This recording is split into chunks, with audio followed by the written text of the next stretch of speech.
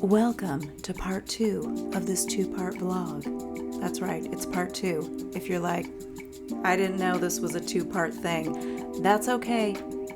I'm gonna fill you in real quick on what happened, but if you'd like to just start in chronological order and go to part 1, just click up here, the little thingy. If you missed it, I've got it linked below. Don't you worry, I've got you, honey.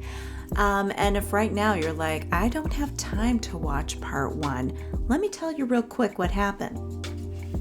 I made this cute little painting, and it turned out just the way I wanted to, so all is well and good. Also, I tell you about a scary podcast that just really scared the pants off me, and so much so that I was back to being a little girl afraid of the dark in my own bedroom.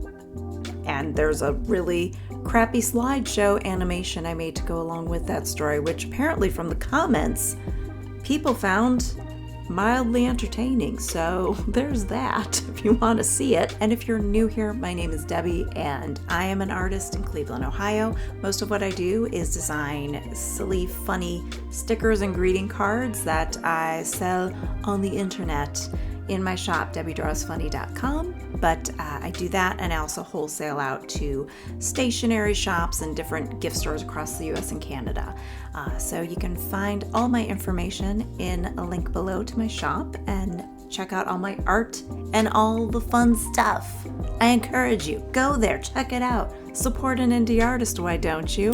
And stay tuned to the end of this video because we are going to be doing a giveaway. Stay tuned.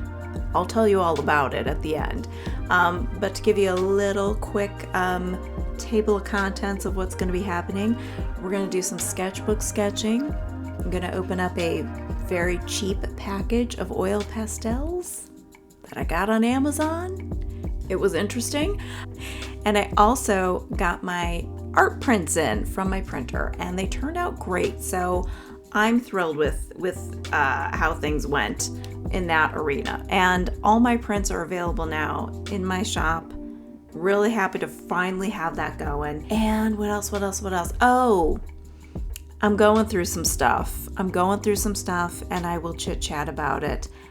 Yeah, so I hope you'll stick around. I hope you find this interesting. Have a good time. Grab your sketchbook or don't. I'm not your mom. I won't tell you what to do. So I guess we'll get into it.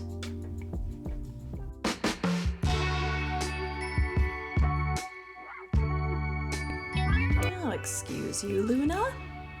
Yes, just FYI, Luna, our almost 1-year-old kitten, she won't be a kitten anymore, will she? Yeah, she thinks if she hops up on my desk while I'm sketching, she thinks whatever instrument I am working with is her play toy. So she will try and bat at pencils and pens and stuff. So if I have paint out, I keep her off the table because it just becomes a little too risky for both her and whatever artwork I'm trying to make. So I told you I'd be talking about some stuff I'm going through, and honey, it's some stuff, so buckle in. We are going to be talking about female things, hormones, perhaps a uterus, an ovary or two. The feminine menstrual cycle. If you got a uterus or ovaries or had some at some point, this conversation, or you know somebody that has all these parts and pieces or has had them, perhaps they had a hysterectomy and they don't have them anymore. But if you do know of someone or have them yourself, I feel like perhaps this conversation could help you in some way better understand, or what they're going through, or what you may be going through or may be experiencing soon enough. If you're between the ages of like 34, 35 to maybe your late 40s to up to like 50, perimenopause has probably entered a conversation at some point, which is it's just something I'm going through right now. And it has been quite a journey. I keep waiting for like the big bang of like the celebration of like no more periods, whoop whoop whoop. But that hasn't happened yet. In fact, my periods at 47 are more regular than they've ever been probably in my entire life. Well, not just at the age I am now, maybe the last couple of years. I feel like, that's like on the nose. Like I know when it's coming. And it's like every 28 days on the dot, almost to the hour. More regular with my menstrual cycle than I had been, I would say even in my 30s, maybe my late 20s. Maybe I just wasn't keeping track well enough. I don't know. Maybe that's what it is. But I'm like, dude, it is like, it's just old faithful right now. And it does, the hormone changes are weird. So if you don't know much about perimenopause, it's kind of like puberty in reverse. You're getting out of the reproductive phase of life. So puberty is your body is getting ready to be fully like reproductively working.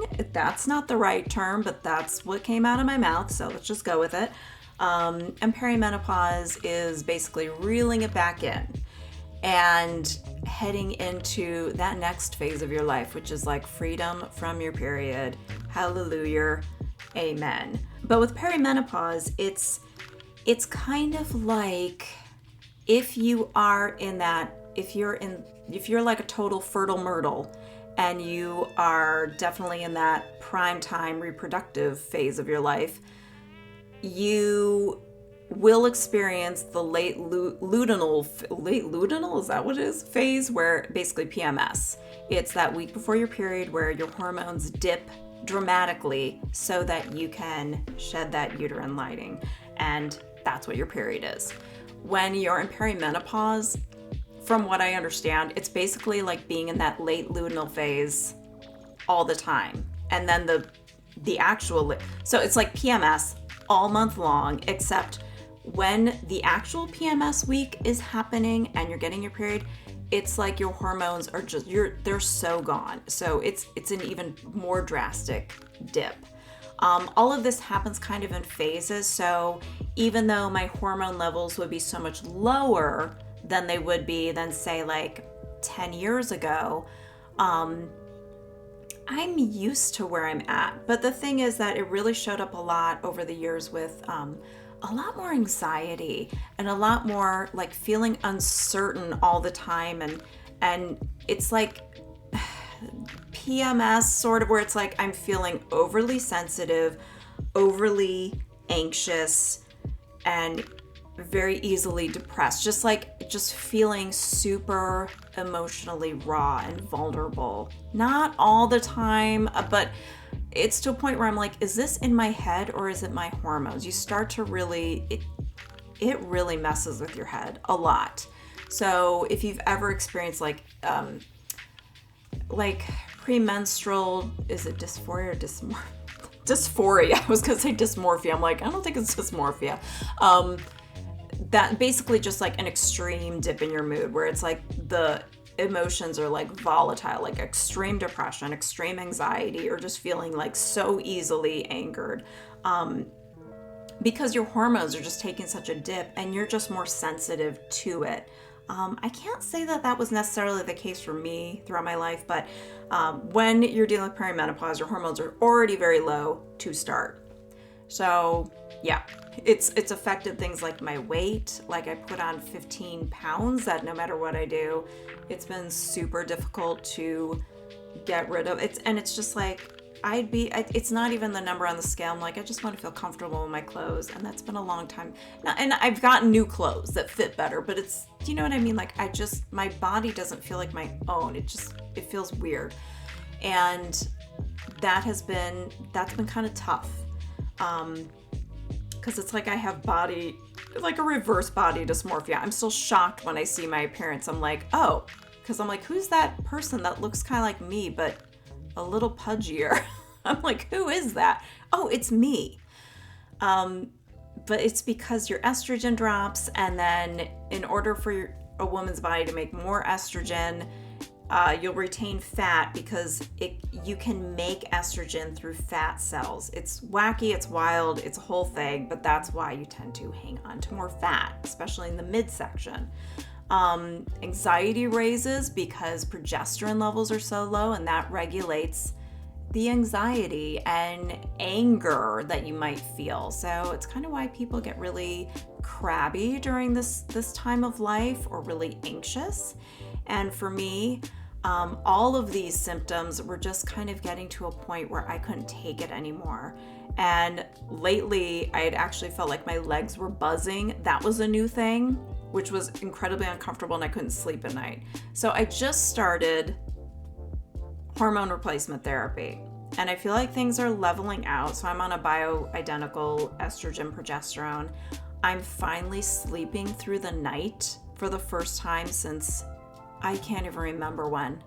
And I'm starting to almost feel like myself, like a little less emotionally reactive, not numb, which I don't want to be numb.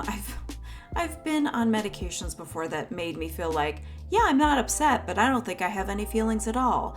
That's just what happens when I'm taking SSRIs, for me, it's just, I want to still have feelings. You know what I mean? I don't want to feel numb. Like it would mess with my creativity and all that kind of stuff. And it works. It was a tool for a time for me, and it saved my life on many occasions, I truly believe. But long term, I tend to get the numbing effects, like emotionally numbing effects. So I'm hopeful that this is helping me in the long run. And it does help lower risk for things like heart disease and diabetes and all these things. So, and it's a very personal choice whether, when you get to that phase, if you decide to take hormone replacement therapy, it's a tough choice. I really wanted to go as natural as possible for as long as possible, but my symptoms, I would say within the last year, have gotten so severe and so uncomfortable that I just couldn't do it anymore. And it's been it's been a relief knowing like, okay, I can try this, I can see how it works. And so far, so good. It's taken a little experimenting the last 2 weeks with different, like the dosage amount and stuff. And I found out DHEA is not my friend. It just makes me incredibly tired. But the estrogen progesterone, the bioidentical cream that I'm using, has helped me with sleeping at night. I feel like my moods are more regulated. I feel like I'm thinking a little clearer. I definitely feel calmer. There have been a couple times where like something would have stressed me the hell out, and I managed to just keep my cool and stay pretty level-headed, which was just a fun observation for me. I was like, oh, I'm not getting upset about this. That's interesting. Like I still knew like what was going on, but it's like I was just sort of like, I felt like my higher self was in charge instead of my freaking out, anxious, emotional self. Is it because I'm getting better sleep? I'm sure that has a lot more to do with it. But also, I've got more progesterone in my system, which is helping me keep my cool and calm. So, thanks for coming to my TED Talk about all my hormonal issues.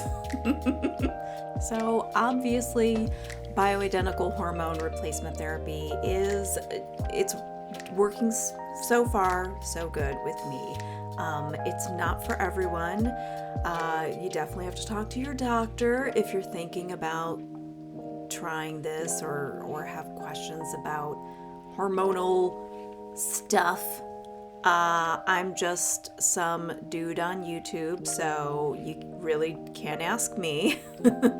But yeah, that's what's going on with me. Very personal, very raw, but very real.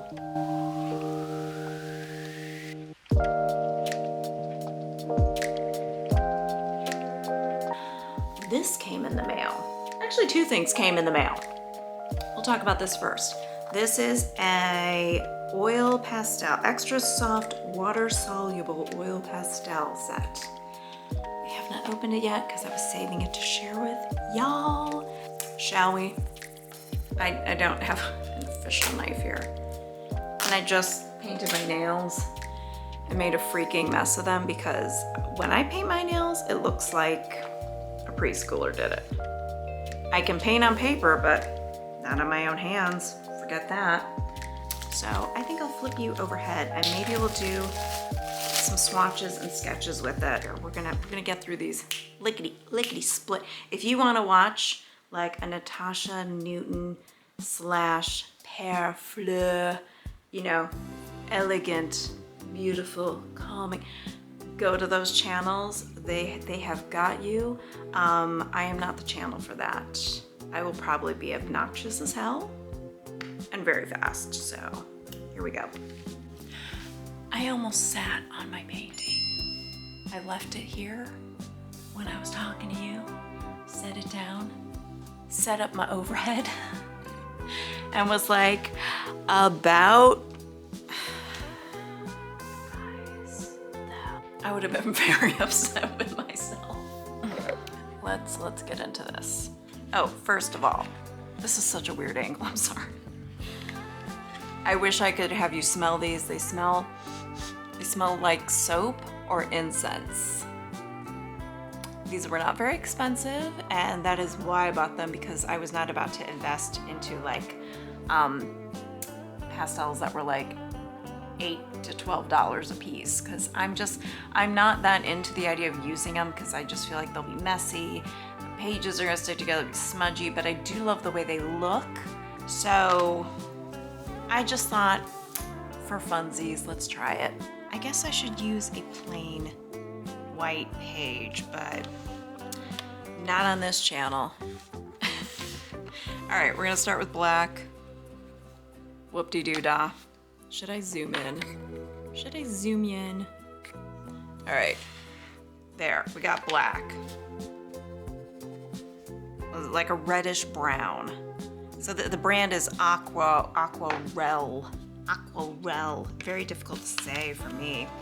And we got some kind of purpley action. Doesn't say, it just says violet. It's a very deep violet. I don't want to touch it. Yeah, okay. Oh, for water solubility, should we try that?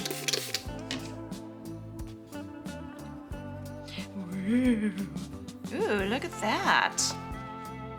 It's spreading almost like watercolor. Look, the pigments are just like blooming a little bit. Okay, now it doesn't look like it's doing it so much, but if I had a macro lens on that, you'd see it. I'm excited about this cobalt blue color. That is a bluey blue. These are very pigmented. For inexpensive pastels, yo, that's a very teal sky blue, and it's called light blue. These color names, you guys, off the charts original. So we got kind of a, oh, this is a yellow green, because I was gonna say a, this one is very, I don't know if it's just dry or what. Why did it do that? This is like a crayon, like just a regular wax crayon. This one, for some reason, has a different, yeah, this one's more like wax than it is oil. I haven't worked with a lot of oil pastels, but this one, see how it's like balling up? That would be kind of like a Crayola crayon. So this one, I don't know why it's different. Is it just dry? How's this one? This one's doing the same thing, where it's like balling up. It's really weird. Ooh, and it's already broken, which I know happens, but. So I don't care for that. And I'm sure that fancy Caran d'Ache ones won't do that. This one, doing it a little bit like flaking. That's the word I'm looking for. Got this. Oh my gosh, I was not expecting that to be so red, because look at it. It's like so cloudy looking. I'm like, yeah, I did not expect this to be red. Literally the name, like I said. But that one's not you know, flaking apart. Orange, that one's flaking a little bit. Yellow, we'll do it over here so you can see.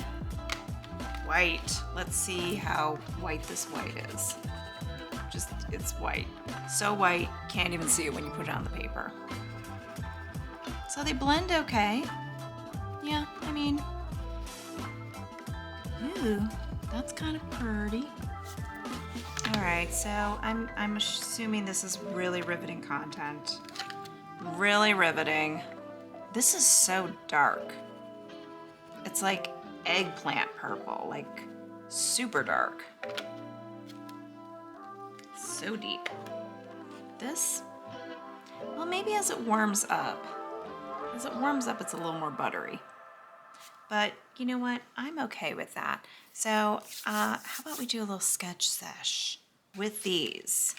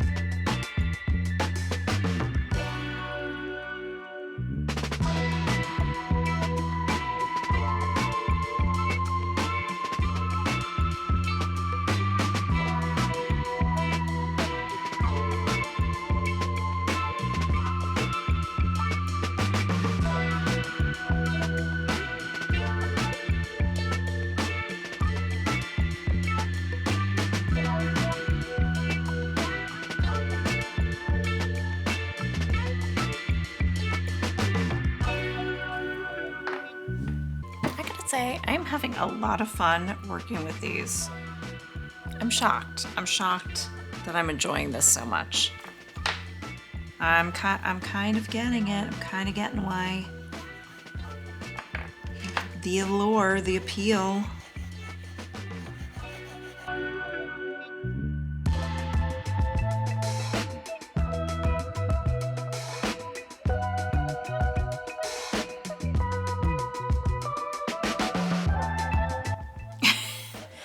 Close enough. Close enough. The proportions are off, but you know, for colors, I think that worked pretty well. Yeah, these are going to be very messy.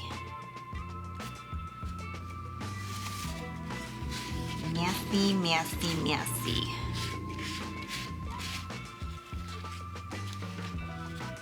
Ooh, check out this bird. Look at those colors.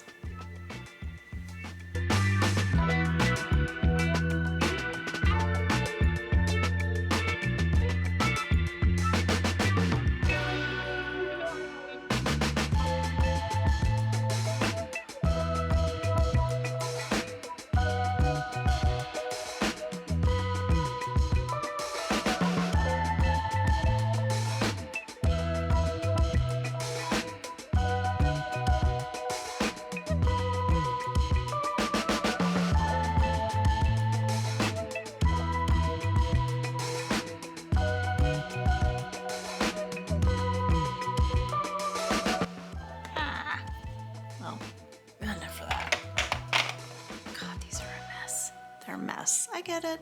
I get the blending. This is so far off. But that's all right. Yeah, I think I'm satisfied messing around with these. I really want to wash my hands because my hands feel disgusting. But, I mean, it's like they're buttery and they blend nice.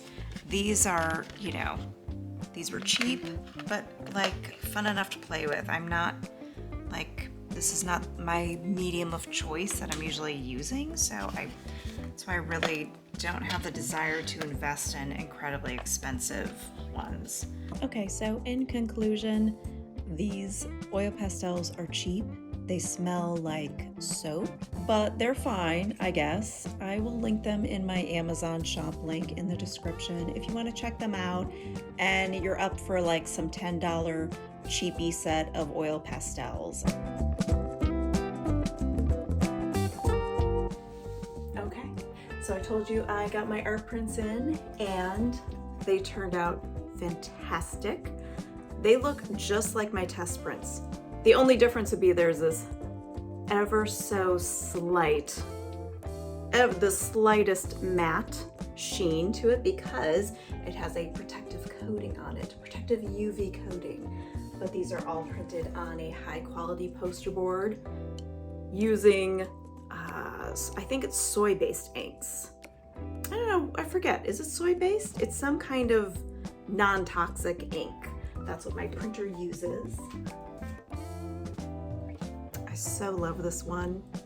I'm still like, if I had to pick a favorite, I think just because it turned out exactly how I wanted. Like when I finished with the product, you know how you picture something in your head and then either happy accidents happen or it's not turning out exactly the way you pictured it, but you like the results.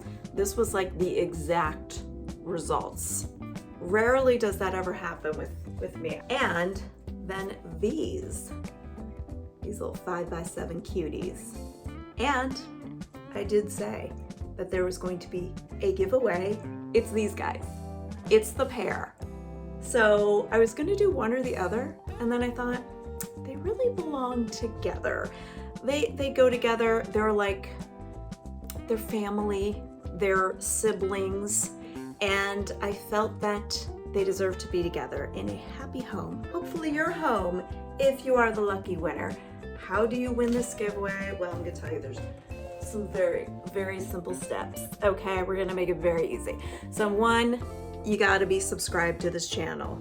Extra points if you hit the notification bell so that you can make sure that you don't miss, my videos. They're fun, they're weird, they're artsy. Number two, you have to like this video. And if you're already subscribed and you've already liked this video, you're halfway there, honey. So here we go. And three, you gotta leave a comment with 3 flower emojis. Any flower. Sunflower, the pink tulip, or I don't know if you're feeling moody, maybe that like sad, dying rose. That reminds me of like the end of Beauty and the Beast. Which, if that's the one you leave, I'm probably gonna reply with, are you okay? Are we good? You good? The fourth thing that you gotta do is probably the most important for you because you're gonna need to check your notifications and see if I replied with, you won. That's the best way for you to find out if you have won. And we will take it from there to figure out how to get in touch with each other, probably through email or an Instagram message or something like that. We'll figure it out, don't you worry. And then I can get these cute little prints off to your home. And you can display them proudly on your lovely wall in your happy home or your haunted home. I don't know where you live. That is it for today. Thank you so much for being here. I really appreciate you. And I am almost done with my big sketchbook. I only have a few more pages left. So that means I'll be doing a tour soon. So yeah, it'll be the 10th sketchbook tour. Can you believe it? All right, I will see you on the next one. I hope you have a lovely day, night, weekend, all those things. All right, see ya.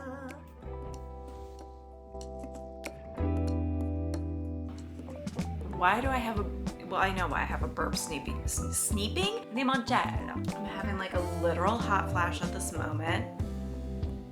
Yeah, I'm getting why am I feeling nervous? Oh my God, what is wrong with me? Who does it? I'm disgusting. Oh my God, get me off this camera. Goodbye.